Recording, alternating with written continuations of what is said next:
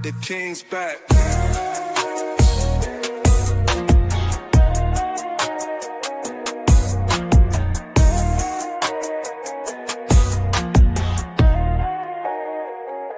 The King's back.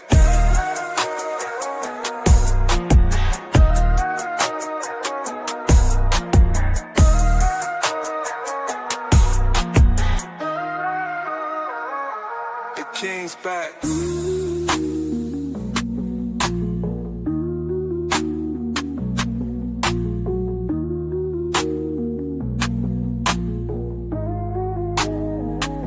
The King's back.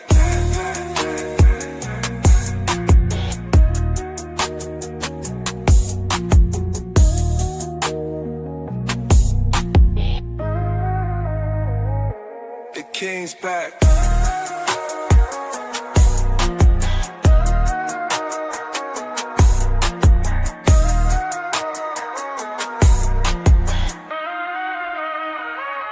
The King's back.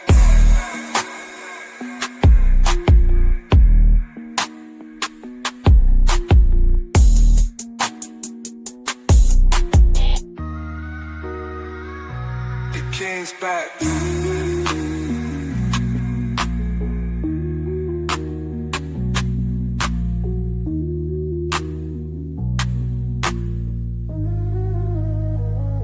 The King's back.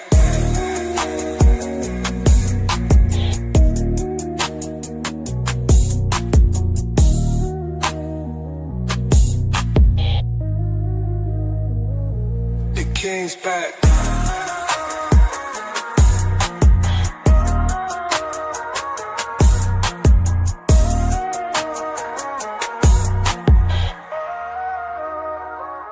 The King's back.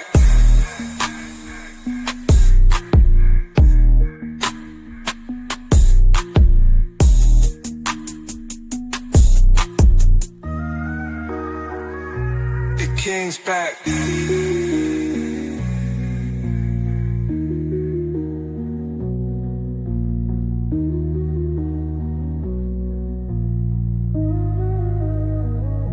The King's back.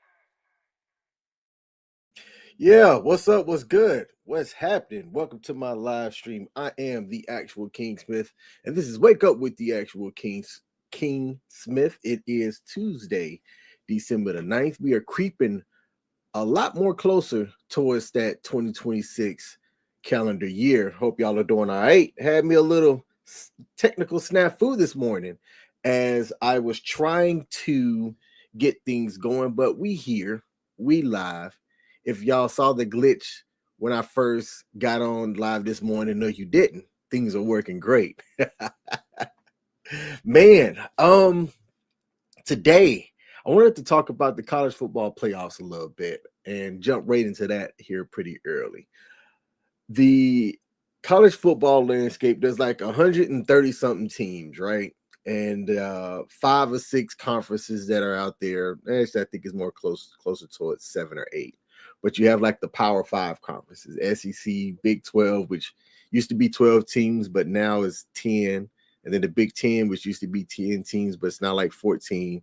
There were a lot of changes around the college football landscape. And then it culminates at the end of the year into where they have these rankings. And rankings for teams that like deserve to make the playoffs. And every year, people get upset about teams that make it and teams that don't.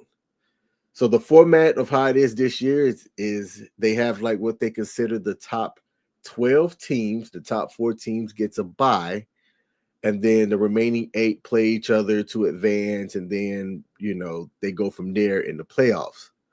Well, there were teams that made it that people felt like didn't deserve to make it, and teams that didn't make it that felt like they were in. So one of the teams that make it, if y'all know me, y'all know that I am a Alabama Crimson Tide football team fan. This team, who is now in their second year under their new head coach, does not look like any of the previous championship type teams that they used to have. And I'm personally not a fan of the new head coach. Coach Saban, who was coaching at Alabama for a while, fantastic coach, won a lot of championships, is going to go down as one of the greatest college football coaches of all time, right? It is what it is. I was like, wait, did somebody just send me $1,000? Hey, I don't know if this is a bot, but if you're not a bot, if you want to send me $1,000, Asia, I'll take it. My Cash App is in the description. But the way that they vote is they'll have teams that if you're the clear conference championship, you've got a spot, and then there's these other positions for the remaining top 12, and some that are considered like at-large teams. Well, Alabama made it, and Notre Dame didn't.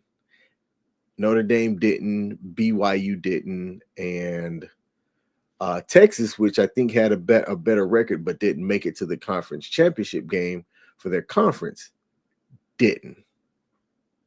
And a lot of people are saying that, oh, there's a lot of bias because of Alabama being who they are, blah, blah, blah, and they want to rhyme about it. But here's the deal. Alabama had the better strength of schedule. That's my take on it anyway. Alabama had the better strength of schedule. Their losses were tragic, especially that first week 1 loss to FSU. Didn't make any sense. That kind of set the tone for the season. But when you take a look at the remaining games that they had on their schedule, they had one of the better schedules and won compared to BYU, Texas, and Notre Dame. That's my opinion anyway. This is strictly my opinion. If you want to present an argument that they shouldn't have, you're welcome to put it down in the comment section. You're welcome to do your own live stream about it, right? But that's just my take on why Alabama should be in, and the other teams that didn't make it didn't. Quite simply, they had a better strength of schedule and better opponents that they played against. All right. Now, I was looking at social media this morning before I went live, and I saw that a buddy of mine's pet had passed. Now, I have myself never been a pet owner. For me, one of the reasons why I've never been a pet owner was having a pet's kind of like an extra mouth to feed. It's an extra mouth to feed. It's something and someone else that you need to create a line item for and consider. And for me, it really just came down to dollars and cents. And that's why I've never had a pet. But for people that I know that have had a pet, they look at their pets like family, right?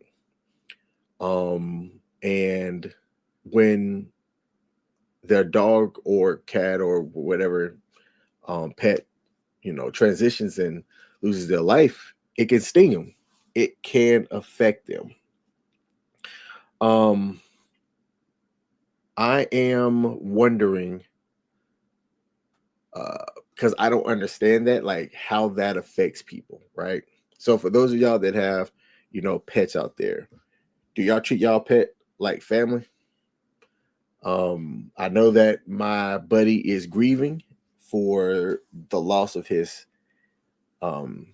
dog, and if he's listening, if he's out there, I don't know, because it's the thing, because I've never had pets. I don't know if you send condolences for pets the same way that you do for people. So y'all school me. Let me know if that is what you indeed do. I also have buddies that have service dogs that serve a function as they live their life or whatnot. And I can imagine, right? Like if you have something that's been a part of you where you wake up, you take care of.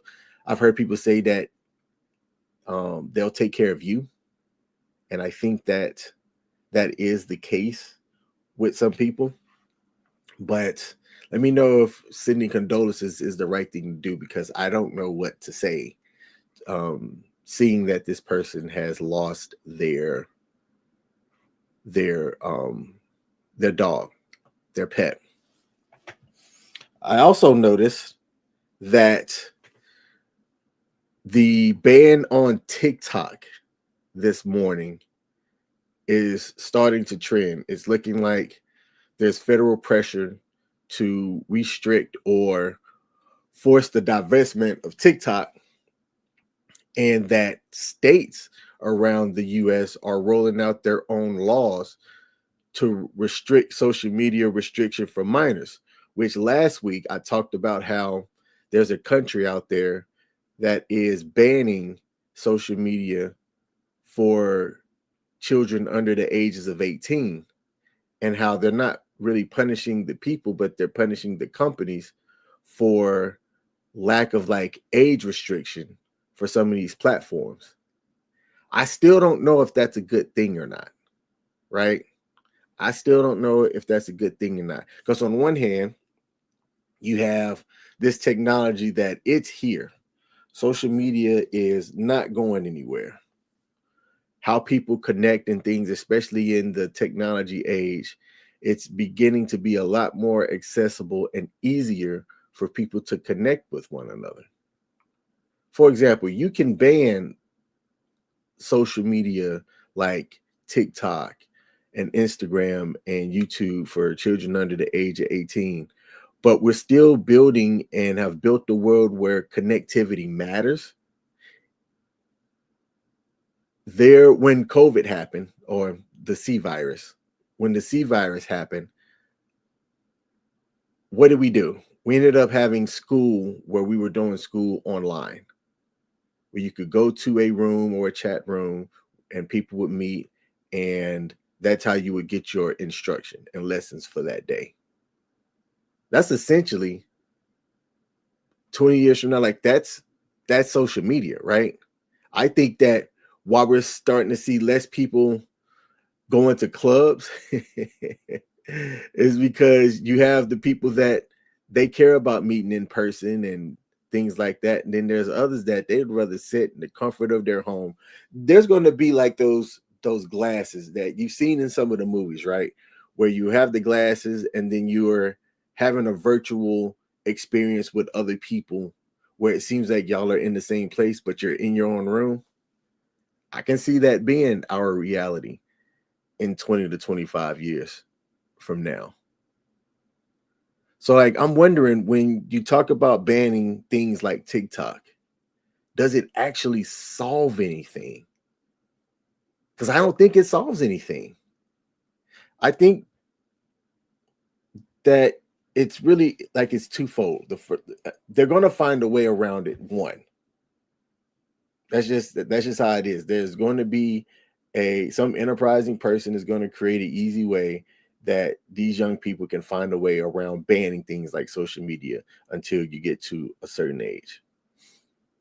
And then I'm also wondering if it's about control or if it's about safety. I'm going to give a pause right here and say good morning to Pete. Pete, good morning, man. I saw the news that you shared this morning on your social media pages or page, and I want to send my condolences, man. I'm going to try and link up with you sometime later on today if you're up for it. See how you're doing. I don't know what your work schedule is like, but let me know when's a good time to give you a ring, and just to kind of tap in with you, my man, and see how you're doing.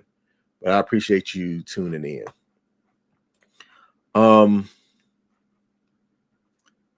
Going back to the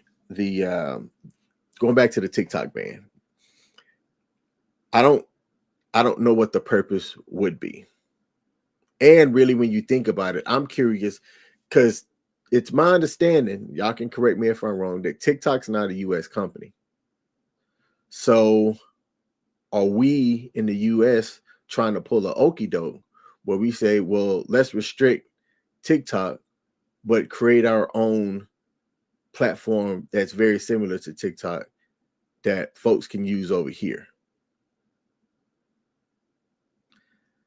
If that ban does exist, there is going to be an impact that's felt for sure. There are small businesses that use TikTok to push their products out and gain sales and things like that. And it's a massive plus for them to be able to do that, and to have it restricted for a good bit of the users is going to be an issue for those people.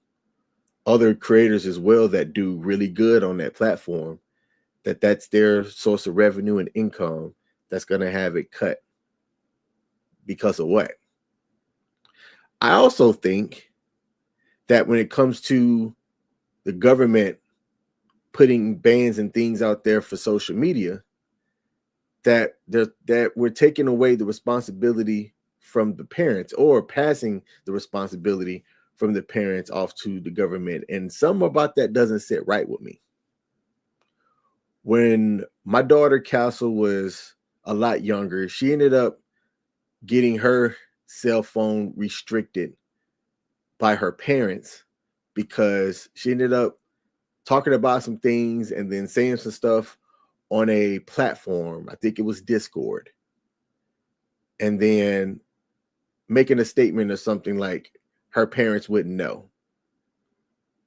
And she was absolutely wrong. Because we did know. We found out, we saw what the messages were, and she had to learn a lesson. In the end, it wasn't about trying to control her.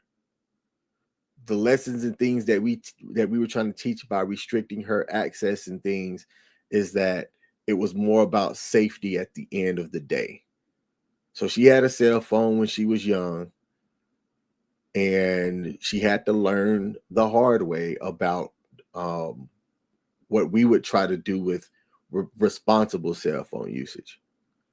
Because she had two parents that were working, it was a lot easier. I'm gonna just say it. It was easier for us to be comfortable with her having a cell phone. But there are so many safety controls and safety things that you can do with giving your young kid a phone today, that if you take the time to set it up, then you can monitor stuff like their screen time. You can monitor who they're able to talk to. You can monitor and have controls for what access to apps that they have. All right. Now, if you take the time to set that stuff up, then it can work for them. Shout out to somebody from overseas. I don't know what that means. Google, can you translate that for me? Can you translate that so that I can understand what's high bang jaga diri bakbakya? Maybe I just cussed my own self out. I was going to try to take a screenshot of it, but I can't reach my phone. But I appreciate you tuning in all the way from whatever country that you are tuning in from. I'm curious, would you support a ban or age restriction for people on social media? And who do you think's responsibility is for the online safety of the kids nowadays? Is it the government, who a lot of people think already have a big reach into what happens in our society? Or should it be the parents that make sure that their kids are using social media properly and using it the right way? That's my live stream for today, people. I appreciate y'all tuning in. Be sure to hit that like button if you have not mashed that like button on whatever platform that you are watching on. I am the actual King Smith, and I'm out. Peace. Yeah. Come on. Yeah. Trumpets blare the golden call. A throne awaits, I rise so tall. Drums like thunder, shake the hall. Royal rope, I wear the weight. Diamonds cut the night, no debate. Heavy is the head, but I'm feeling great. Crown me king, crown me king. Horns will shout, let the kingdom sing. Crown me king, crown me king. Bow to the sound, feel the power I bring.